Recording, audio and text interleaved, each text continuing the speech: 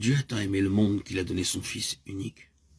Il a donné son Fils non seulement afin qu'il vive parmi les hommes, porte leurs péchés et meure à leur place, mais encore pour qu'il se solidarise avec les besoins et les intérêts de l'humanité.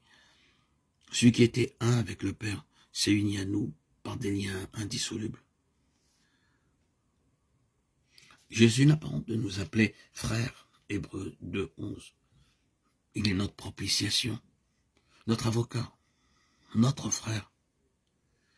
Il paraît revêtu de notre humanité devant le trône du Père, et il sera pendant toute l'éternité un avec la race humaine qu'il a rachetée. Il est et demeurera le Fils de l'homme. Et tout cela afin de relever l'homme de la dégradation et du péché, afin de le mettre à même de réfléchir à l'amour de Dieu et de participer à la joie de la sainteté.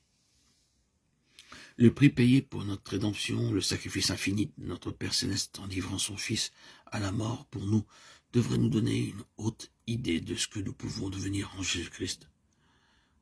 Quand il est donné à Jean, l'apôtre inspiré, de contempler la hauteur, la profondeur et la largeur de l'amour du Père envers l'humanité expirante, il est si rempli de sentiments d'adoration et de respect que dans l'impuissance où il se trouve d'exprimer l'intensité et la tendresse de cet amour, il s'écrie « Voyez quel amour le Père nous a témoigné pour que nous soyons appelés enfants de Dieu. » 1 Jean 3:1.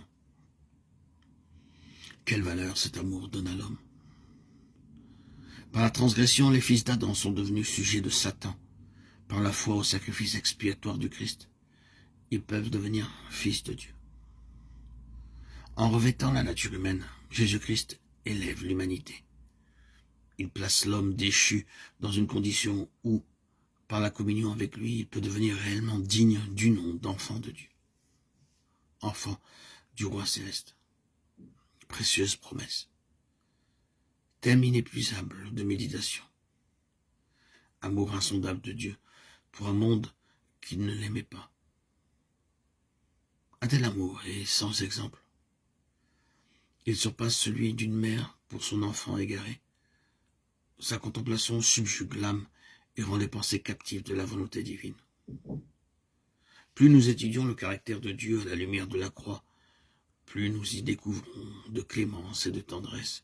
Mieux, nous voyons la miséricorde unie à l'équité et à la justice, et plus nous discernons les preuves d'un amour et d'une compassion infinie.